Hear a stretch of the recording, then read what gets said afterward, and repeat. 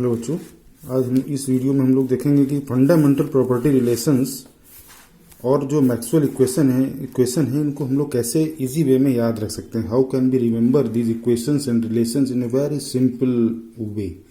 So for this relations and equations to remember we will form a rectangle like this. एक हम लोग rectangle बनाएंगे जिसके चारों कॉर्नर पे चार प्रॉपर्टी हम लोग लिख देंगे. जैसे इस वाले कॉर्नर पे वॉल्यूम, इस कॉर्नर पे टेम्परेचर, इस कॉर्नर पे प्रेशर एंड इस कॉर्नर पे एंट्रोपी. तो 4 properties at 4 triangles. First corner contains volume, second is temperature, third is pressure, and fourth one is entropy. Clear? And the 4 sides will be represented by the 4 other properties. This is Helmholtz free energy, this is Gibbs free energy, this is enthalpy, and this side is represented by internal energy of the. So these sides are represented by this property and these corners will be represented. Now 2 diagonals will be formed like this, contains these 2 arrows in the direction of volume and in the direction of temperature, or at the arrows will be at the top of this diagram. तो ये दोनों जो diagonal हैं इनके जो arrow होंगे ये दोनों टॉप पे ही होंगे. इस तरीके से हम लोग एरो की तरफ हमेशा प्लस रहेगा और जो एरो नहीं है इस पे हमेशा माइनस हम लोग रखेंगे. ये हमेशा हम लोग ध्यान रखेंगे, यहाँ पे प्लस और इस तरफ हमेशा माइनस. क्लियर? अब देखिए, जब हम ये इन प्रॉपर्टीज की जो फंडामेंटल प्रॉपर्टी की रिलेशंस की बात करेंगे तो फंडामेंटल प्रॉपर्टीज रिलेशंस में हम लोग 4 रिलेशंस निकालेंगे. एक तो first one is D you internal energy, second one is Helmholtz free energy, third one is Gibbs free energy D G, and fourth one is D H entropy.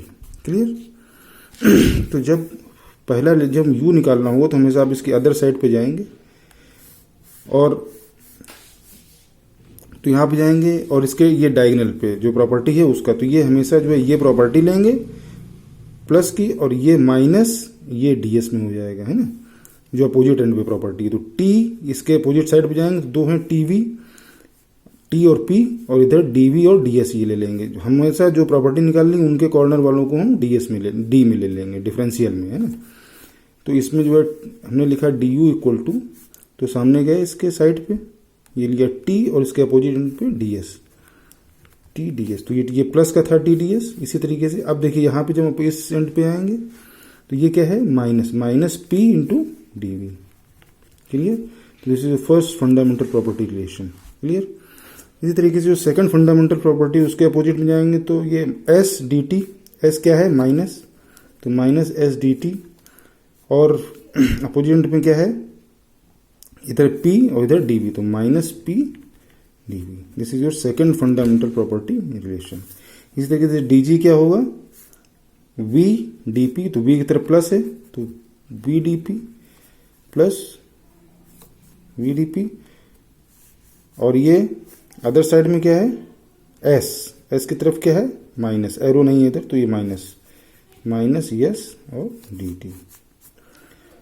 Similarly DH, H के opposite क्या है V और T, तो T ds, T is positive, T ds, और इधर भी positive, इधर भी एरो है अपोजिट वॉल्यूम की तरफ तो इधर भी प्लस होगा, प्लस V इंटू dP. इस तरीके से ये आपके 4 fundamental, this 4 fundamental relations are there. So in this way you can remember these fundamental relations very easily. Similarly Maxwell equations भी आप इससे बड़े इजी वे में याद रख सकते हैं. जैसे कोई भी एक प्रॉपर्टी ले लीजिए, उसके तरफ दो उस प्रॉपर्टी की तरफ ट्रायंगल बनेंगे. उस दोनों ट्रायंगल्स को आपको इक्वल कर देना है प्रॉपर्टीज को, तो वही हो जाएंगे मैक्सवेल्स इक्वेशन हो जाएंगे वो. तो जैसे हमने पहला अगर ट्रायंगल मान लीजिए हमने ये ले लिया U, ठीक है, तो इसके एक तरफ तो ये बन रहा है, देखिए 2 रेक्टेंगल, इसके अपोजिट में 2 रेक्टेंगल बन रहे हैं. पहला ये रेक्टेंगल है और दूसरा ये रेक्टेंगल है, ये मतलब ये वाला रेक्टेंगल है. ठीक है, यू के अगेंस्ट में 2 रेक्टेंगल इस तरीके से बनेंगे. वी टी पी एक ट्रायंगल और एक triangle contains one triangle contains VTP and second triangle contains SP and T। तो जब भी देखिएगा एरो की तरफ से होगा तो प्लस होगा, तो del V over del T at constant P is equal to, अब ये देखिए इधर से है, अगला ट्रायंगल इधर से, तो ये माइनस, इधर एरो नहीं है तो माइनस होगा, minus del S over del P at constant T। तो this is your first funda जो है Maxwell equation you can write del V del T at constant P, है ना। So del V del T at constant P is equal to, है ना, del V del T at constant P, this is equal to del S over del P at constant T with negative sign. So this is del S over del P at constant T. Del S over del P at constant T. So this is your first Maxwell equation. Okay, these are Maxwell equations. So first Maxwell equation is this. Similarly second Maxwell equation आप यहाँ की आप ए को ले लीजिए, ये Helmholtz free energy जब हम लेंगे तो इसके रिस्पेक्ट में दो ट्रायंगल, इस ऐसे भी देखिए इसके रिस्पेक्ट में कौन कौन से ट्रायंगल बनेंगे तो एक तो ट्रायंगल बन जाएगा इसके रिस्पेक्ट में, ऐसे एक ये हो गया, एक ये हो गया, ऐसे इसमें एक ये ट्रायंगल हो गया, देखिए एक ये ट्रायंगल हो गया और दूसरा ट्रायंगल हो गया ये वाला ट्रायंगल, है ना। एक हो गया del V over del S at constant P, similarly दूसरा ट्रायंगल हो गया दूसरा ट्रायंगल होगा del T over del P at constant S, और दोनों ही तरफ शुरुआत में देखिए प्लस साइन है, डेल V प्लस से ये एरो से शुरुआत हो रही है, this starts from the arrow, so this equations this term remains positive, तो डेल V जो मैं राइट डेल V, तो ये दिस इक्वेशन ये आपको मिल गया U के अराउंड ये इक्वेशन, फिर A के अराउंड जो आपको इक्वेशन मिलेगा, दो ट्रायंगल बनेंगे, तो del V over del S at constant P this is equal to del T over del P at constant S, this is equation number 2, this is around A। चलिए, तो ए के around में आपको दो ट्रायंगल मिले, del V over del S at constant P this is equal to del T over del P at constant S, this both starts with the arrow, so both terms will remain positive. तीसरा, अब दो triangle लेंगे हम Gibbs free energy के around, तो Gibbs free energy के around जब लेंगे तो पहला ट्रायंगल एक तो ये मिलेगा T V और S, दूसरा ट्रायंगल मिलेगा P S और V। तो पहला ट्रायंगल, पहला इक्वेशन डेल T ओवर, पहला term means del T over del V at constant S with positive sign, दूसरा टर्म जो होगा इसका इक्वेशन का del P over del S at constant V with minus sign, यहाँ पे arrow नहीं है। तो ये हो गया, जो हम G के राउंड लेंगे गिब्स फ्री एनर्जी के राउंड, तो ये मिलेगा,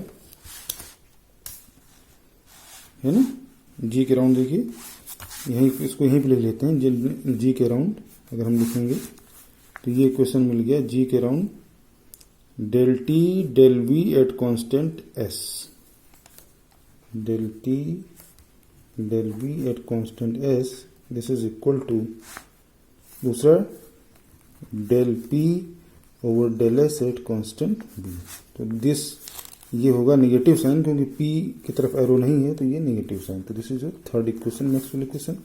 और फोर्थ मैक्सवेल इक्वेशन आपको यहाँ से मिल जाएगा, एंथैल्पी की तरफ से मिल जाएगा, you will get the fourth Maxwell equation from the two triangles from the enthalpy side. तो यहाँ के एंथैल्पी साइड से तो दो ट्रायंगल कौन कौन से बन रहे हैं, del S del V at constant T, enthalpy की तरफ से आपको ये दो ट्रायंगल बन जाएंगे, ये वाला ट्रायंगल बन गया G की तरफ से, और एंथैल्पी की तरफ से आपका बन गया del S del V at constant T this is equal to, यहाँ से बन गया दूसरा del S del P at constant T पहला, दूसरा del P del T at constant V, del P del T at constant V, this is your fourth Maxwell equation. ठीक, अब ये देखिए दोनों, ये चूंकि ये देखिए एंथैल्पी की तरफ से ये भी और ये भी दोनों जो है नेगेटिव साइन से स्टार्ट हो रहे हैं, दोनों की तरफ एरो नहीं है, तो this both contains in negative science. ठीक. So in this way, the four fundamental property relations and four Maxwell equations, these two and these two, these four are the Maxwell equations. You can remember by this technique very easily, and these are very important to understand the thermodynamics property relations. So इस तरीके से आप इसको बड़े आसानी से याद रख सकते हैं. Okay, thank you very much.